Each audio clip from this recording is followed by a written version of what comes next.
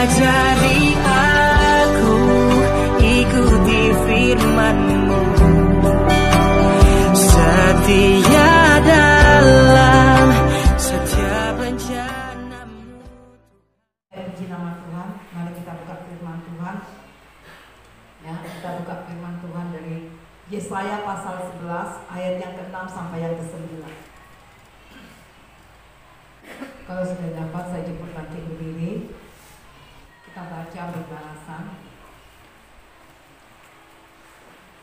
Itu berikutnya Raja Damai yang akan datang. Demikian firman Tuhan. Serigala akan tinggal bersama domba, dan macan tutul akan berbaring di samping kambing. Anak lembu dan anak singa akan makan rumput bersama-sama, dan seorang anak kecil akan menggiringnya.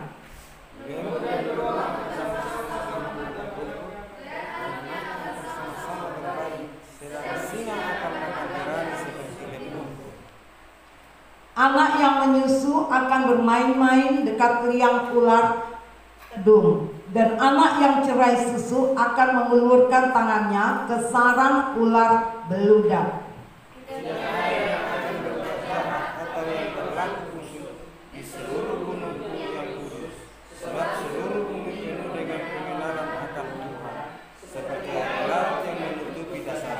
Baik, puji Tuhan, silakan duduk saudara. Saudara, di zaman anugerah ini, zaman penebusan ini, saudara ya, ini ditandai dengan apa?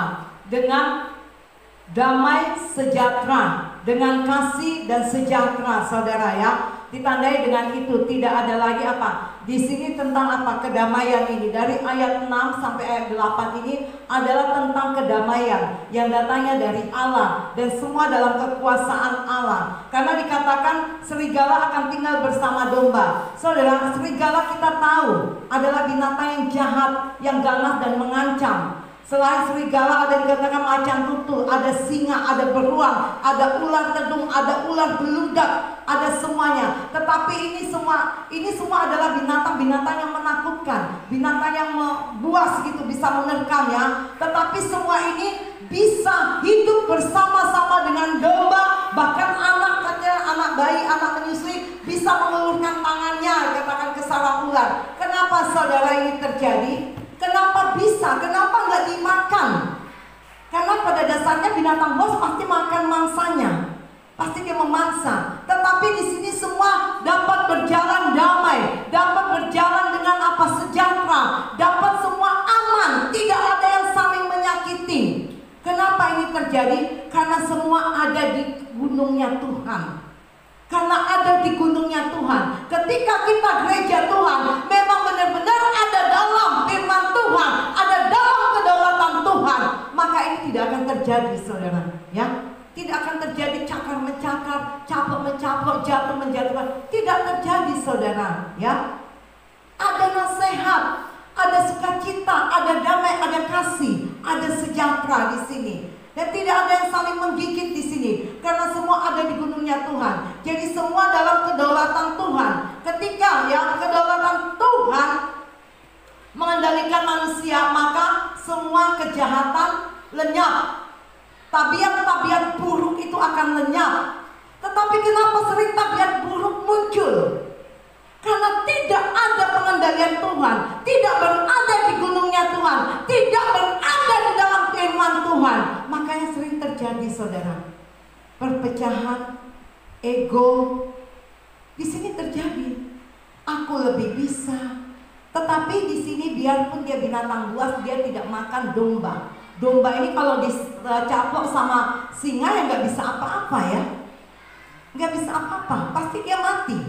Tetapi itu tidak terjadi karena semua ada dalam kendali Tuhan.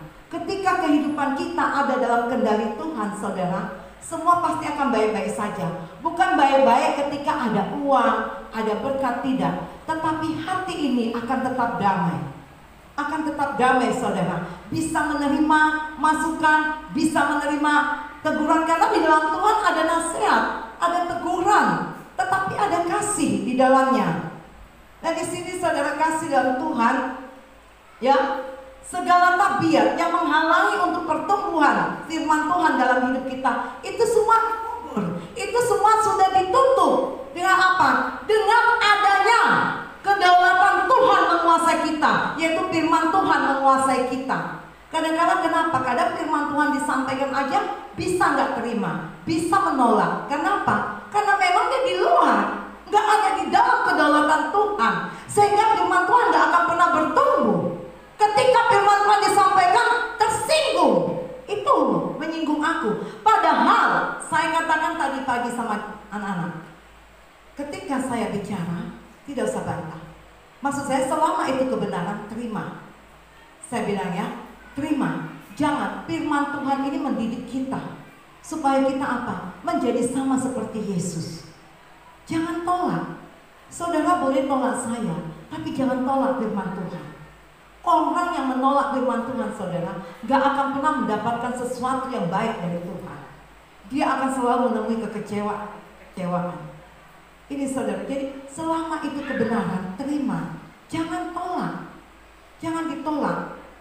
Kalau kita lihat dari jemaat mula-mula, mereka bersatu bersama, membagikan firman, saling sharing, saling berbagi apa yang mereka miliki. Ini ciri khas hidup di dalam gunungnya Tuhan, hidup di dalam kedaulatan Tuhan, saudara ya.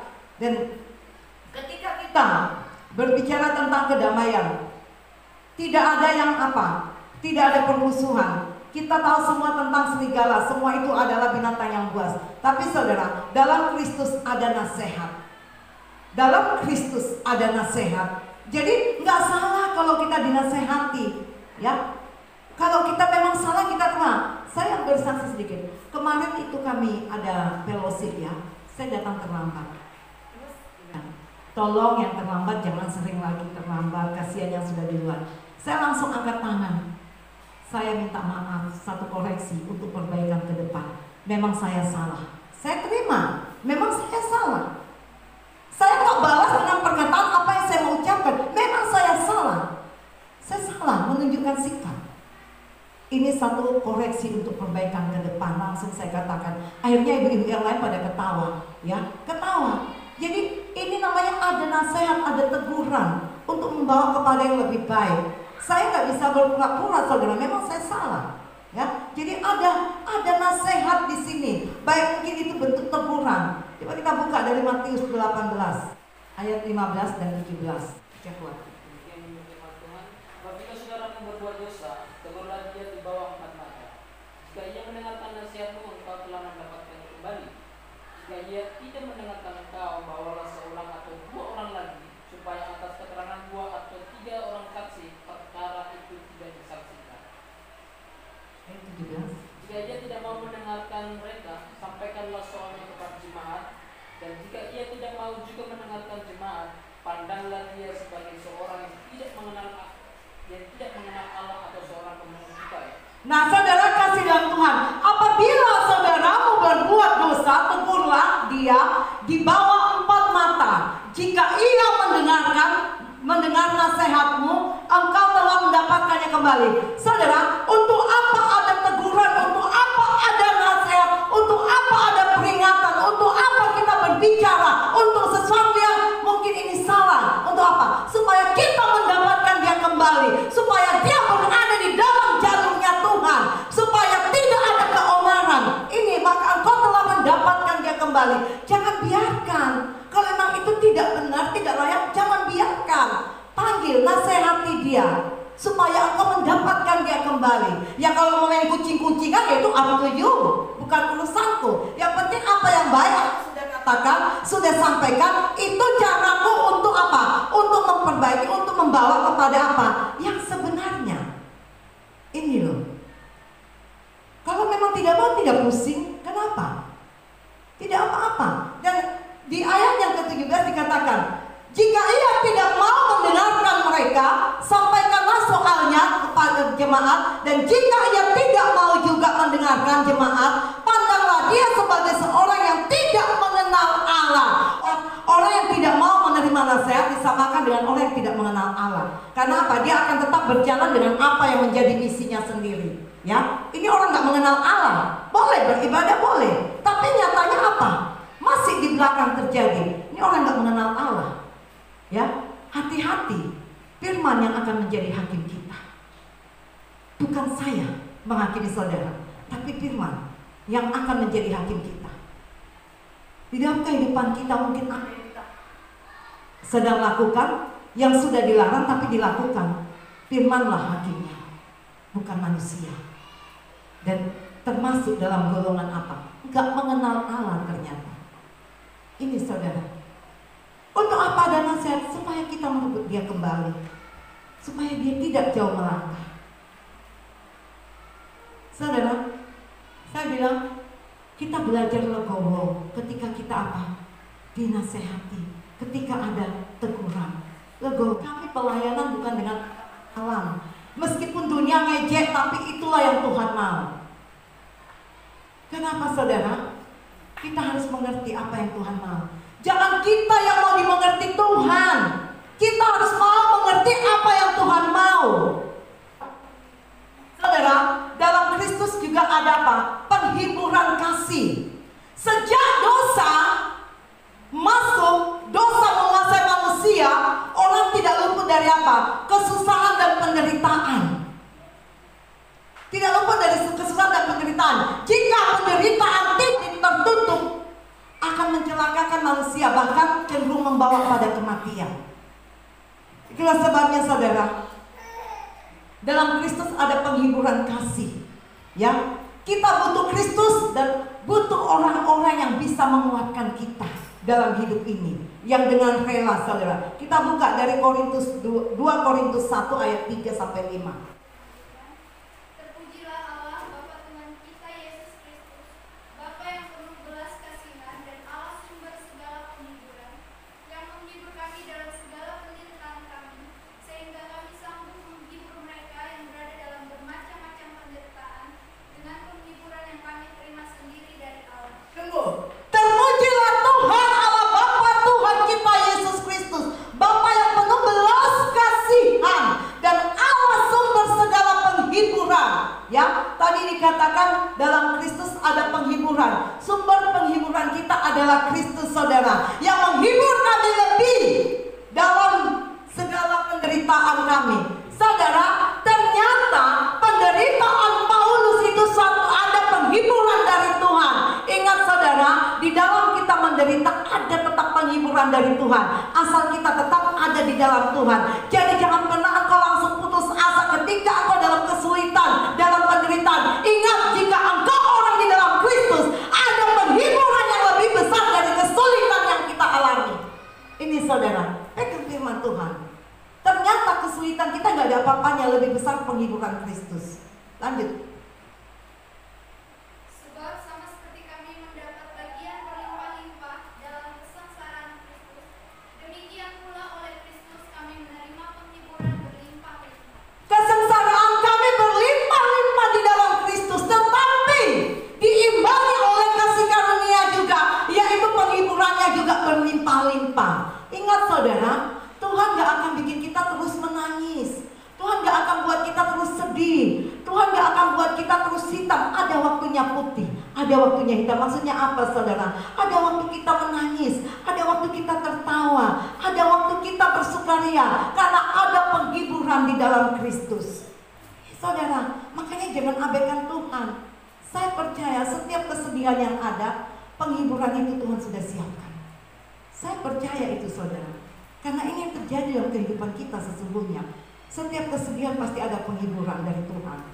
Kita nggak akan dibiarkan terus air mata mengalir. Ada waktunya air mata itu dihapus oleh Yesus. Oleh sebab itu bergantung sepenuhnya kepada Kristus. Bergantung. Kalau tadi saya bersaksi itu, saya katakan saya tidak memandang manusia, tapi saya memandang kepada Kristus. Tuhan itu dahsyat. Tuhan sanggup mengadakan dan menyediakan semuanya. Tuhan sanggup menghibur semuanya, saudara. Oleh sebab saudara kasih dalam Tuhan, sesulit apapun, jangan putus asa. Jangan katakan Tuhan tidak baik, kenapa saya susah. Tidak saudara, di dalam kesusahanmu Tuhan punya rencana yang besar. Ini saudara ya, tapi semuanya harus diselesaikan, harus dilewati, harus terima dan selesaikan kesusahanmu itu. Ketika engkau menyelesaikan semuanya itu, penderitaan itu, maka datanglah penghiburan itu. Tidak terus menderita saudara. Karena dikatakan apa? Ada penghiburan dari Kristus. Dalam Kristus ada juga apa? Kasih mesra saudara ya. Dunia tidak memiliki saudara kasih yang sebenarnya sebagaimana Kristus mengasihi dunia. Hanya kepalsuan. Ada kasih mesra di dalam Kristus saudara. Karena ini firman Tuhan ini tentang kedamaian. Jadi di dalam Kristus ada kasih mesra. Saudara, Tuhan itu selalu baik, mengasihi dunia ini dan seisi dunia ini. Tapi bisakah dunia mengasihi Tuhan Yesus seperti Tuhan mengasihi dunia ini? Ini saudara, yang ada dunia hanya kepalsuan. Jangan kita katakan dunia, Tuhan mengasihi kita umatnya dengan begitu limpahnya. Bisakah kita mengasihi Tuhan seperti Tuhan mengasihi kita? Ini loh saudara. Sekarang saya nggak ambil dunia, tapi pribadi kita. Pasti Tuhan baik untuk semua kita yang ada di sini. Pasti, nggak ada Tuhan nggak baik. Tapi sekarang saya tanya, bisakah kita baik mengasihi Tuhan seperti Tuhan mengasihi kita? Ini loh saudara. Bisakah kita mengasihi Tuhan seperti Tuhan mengasihi kita? Enggak bisa. Karena kasih Tuhan itu sempurna. Supaya kita bisa mengasihi Tuhan, ikuti setiap perintah Tuhan. Ikuti setiap apa maunya Tuhan. Ikuti setiap peringatan-peringatan dari Tuhan. Supaya kita tidak jadi kecewa. Jangan berjalan dengan kekuatan sendiri saudara. Jangan melayani dengan akal sendiri saudara. Ketika kita memang sudah kategori melayani, memang hidup pelayan gini saudara. Orang Lewi saudara nggak aneh-aneh. Orang yang ditetapkan Tuhan hanya untuk altar. Orang Lewi. Jadi orang yang melayani di sini bukan orang yang lihat ada musik mau pegang main. Enggak saudara. Enggak. Makanya saya kaget tadi malam. Enggak begitu. Jadi memang kategorinya dia melayani, dia ada di altar. Jadi supaya altar ini memang benar-benar atas penetapan Tuhan. Baik drum, baik bass, baik keyboard, semua. Jadi gak main-main saudara. Kita mau senang-senang. Saya bilang bukan karena kita bisa. Jangan karena engkau bisa, ahli dalam musik, terus mau seenaknya. Enggak saudara ya. Jadi itulah makanya ada nasihat di dalam Tuhan, ada koreksi dari Tuhan. Bukan saya yang mengoreksi saudara, tetapi Tuhanlah yang mengoreksi Kristus. Demikian pula oleh Kristus kami menerima penghiburan berlimpah-limpah. Ada kesengsaraan yang Tuhan buat, Tuhan izinkan kita lalui, karena Tuhan siap mencurahkan penghiburan dari Dia. Jadi jalani saudara. Jangan pernah kecewa dengan kesengsaraan yang kita alami. Jangan kecewa dengan kesulitan yang kita sedang hadapi saat ini. Ada penghiburan yang Tuhan sudah siapkan. Karena Dia Allah yang tidak pernah berbohong. Dia Allah yang setia terhadap setiap janjinya. Ini saudara. Tapi tunggu waktunya. Waktu Tuhan yang terbaik. Kita gak mati kok walau kita lewati kesulitan demi kesulitan. Gak mati. Karena Tuhan sedang melihat sesungguhnya bagaimana sikapmu anakku terhadap kesulitan yang kuizinkan datang kepadamu. Ini yang Tuhan mau lihat terhadap kita saudara. Jadi mari kita bersuka cita dalam kesulitan kita. Bersuka cita saudara. Gak usah terlalu ditangisi. Gak usah saudara. Kalau bilang kesusahan semua kita mengalami. Siapa bohong di sini kalau gak mengalami kesusahan? Bohong siapapun. Tapi kita punya Tuhan, kita berbeda. Memasuki kesulitan dengan orang yang tidak mengenal Tuhan. Oleh sebab itu, biarlah engkau dalam kesulitan tapi tetap dalam gunung Tuhan. Tetap berada di gunungnya Tuhan. Supaya tetap kedaulatan Tuhan yang memberikan kekuatan bagi hidupmu. Ini saudara, ya, dalam Tuhan ada kasih mesra. Yang selanjutnya dalam Kristus ada belas kasihan. Ya, belas kasihan adalah perasaan kasih yang paling dalam, sebab belas kasihan tidak dibuat-buat saudara. Saudara, kenapa Tuhan Yesus datang untuk orang-orang sakit di kolam Bethesda? Tergerak oleh belas kasihan. Kenapa Tuhan Yesus menyelamatkan perempuan Samaria? Tergerak dengan belas kasihan. Beda saudara. Yang dibuat Yesus bukanlah belas kasihan yang dibuat-buat oleh keinginan manusia, tapi benar-benar murni Dia mengasihi saudara. Ya, kalau dunia ini penuh dengan kepalsuan. Manusia pun penuh dengan kepalsuan, saudara. Kadang kasih yang dibuat-buat. Dan ini saudara, apa yang dilakukan Yesus adalah belas kasihan, tidak dibuat-buat dan tidak ada muatan kepentingan pribadi. Muatan lokal mungkin ada ya. Tapi apa yang dibuat Yesus tidak ada muatan kepentingan pribadi di dalamnya. Semuanya untuk kebaikan kita. Dari Yesus sendiri untuk kita. Karena itu saudara, ada belas kasihan. Dan semua yang Yesus lakukan hanya karena belas kasihan. Kita ini orang berdosa. Kenapa kita diselamatkan? Karena belas kasihan. Kita buka dari Lukas 10 dari ayat yang ke-25. Sebenarnya panjang sampai ke 37 ya. Sampai yang ke-20 ayat 25. Lukas 10. Pada suatu kali berdirilah seorang ahli Taurat untuk mencobai Yesus. Katanya, "Guru, apa yang harus kuperbuat untuk memperoleh hidup yang kekal?" Jawab Yesus kepadanya, "Apa yang tertulis dalam buku Taurat? Apa yang kau baca di sana?" Jawab orang itu, "Kasihilah Tuhan Allahmu dengan segenap hatimu, dan dengan segenap jiwamu, dan dengan segenap kekuatanmu, dan dengan segenap akal budimu, dan kasihilah sesamamu manusia seperti." Nah, di sini guru apa yang harus berbuat? Yesus katakan kasihilah Tuhan Allahmu dengan segala apa yang ada dalam kehidupanmu.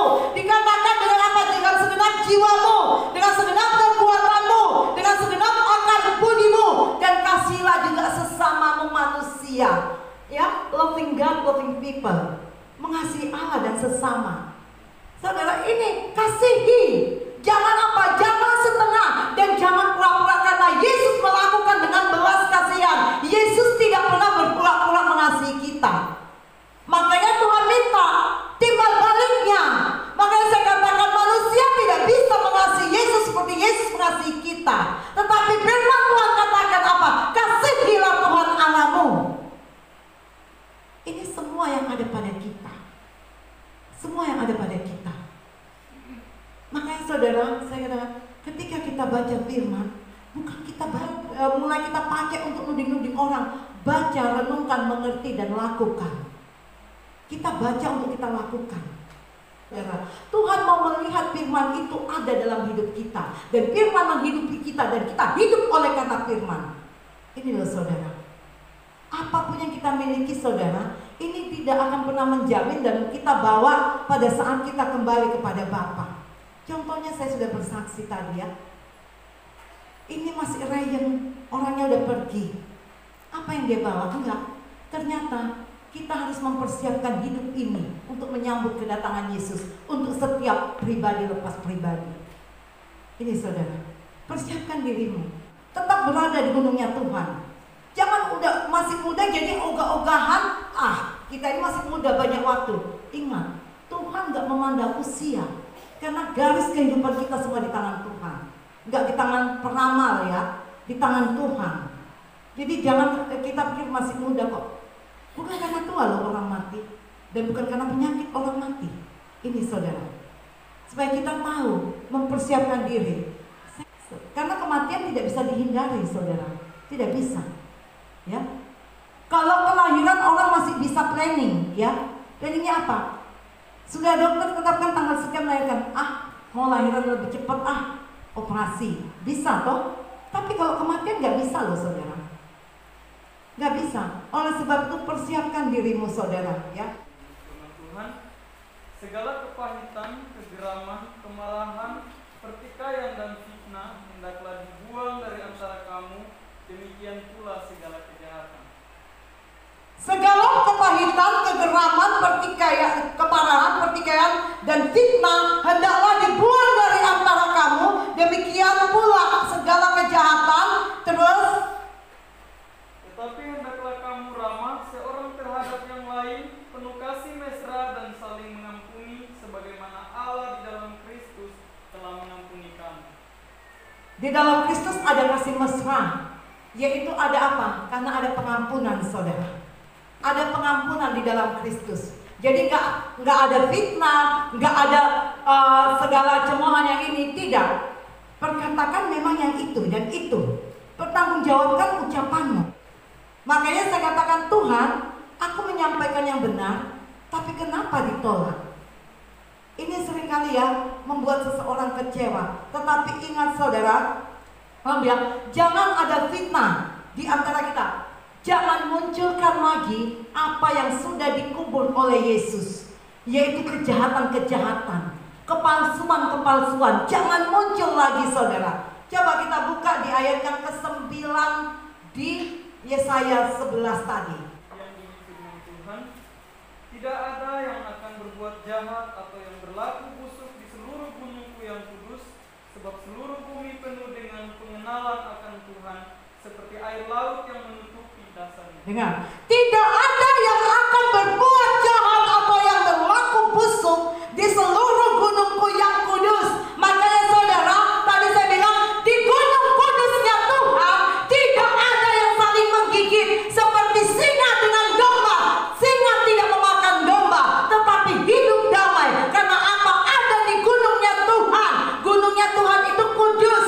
Gunungnya Tuhan itu bicara tentang hadirat Tuhan.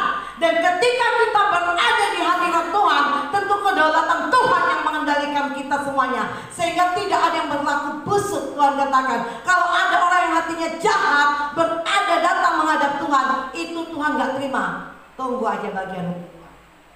Ini saudara, kunci dari kehidupan adalah hati. Amin saudara. Hati ini saudara, hati ini kuncinya. Karena Tuhanlah yang menyelidiki setiap hati. Tuhan mengenal setiap hati. Kita boleh berbicara dengan kepalsuan, tetapi hati kita tidak bisa dibohongi. Tuhan yang menilai semuanya. Ini saudara, jadi siapa boleh datang ke gunung Tuhan? Siapa boleh datang menyembah Tuhan? Hanya orang-orang yang suci hatinya, yang rindu menyembah namanya. Adakah kerinduan itu di hatimu? Dikatakan, sebab seluruh bumi penuh dengan pengenalan akan Tuhan, seperti air laut yang menutupi dasarnya. Dengar baik. Dasar laut kita tahu itu nggak bagus. Banyak karat, banyak duri, banyak segala kotoran di dasar laut. Tetapi air laut ini menutup dia jadi kelihatan indah. Ada ombak, airnya biru, jadi indah bukan? Ini berbicara karakter manusia yang kotor, dan kotor ini semua Tuhan sudah tutup dengan darahnya yang kudus. Jadilah kita seperti ini, bejana yang dibentuk Tuhan. Jadi jangan munculkan karakter yang dibawa, yang sudah ditutup. Karena apa saudara? Semua ditutup Tuhan, dosa-dosa kita. Jangan munculkan lagi karakter yang jahat. Sudah ditutup, seperti air laut menutup dasar lautan yang penuh dengan segala onak di dalamnya itu. Ya, dasar laut itu ada karangnya, ada bangkai di dalamnya, ada semuanya. Ini karakter manusia yang sudah ditutup Tuhan. Bicara tentang dosa dan kejahatan, Tuhan sudah tutup. Jangan munculkan lagi yang lama. Saudara, mungkin pelayan saudara beda dengan saya, tapi seperti Rasul Paulus katakan, betapa kami banyaknya dalam penderitaan, tapi penghiburan itu berlimpah-limpah dari Allah. Ini yang membuat saya satu kuat saudara ya. Saya kuat. Saudara, Tuhan baik. Oleh sebab saudara, apa yang Tuhan sudah tutup, jangan munculkan keluar. Sudah selesai, seperti dasar tutup air semuanya. Amin. Tuhan Yesus memberkati.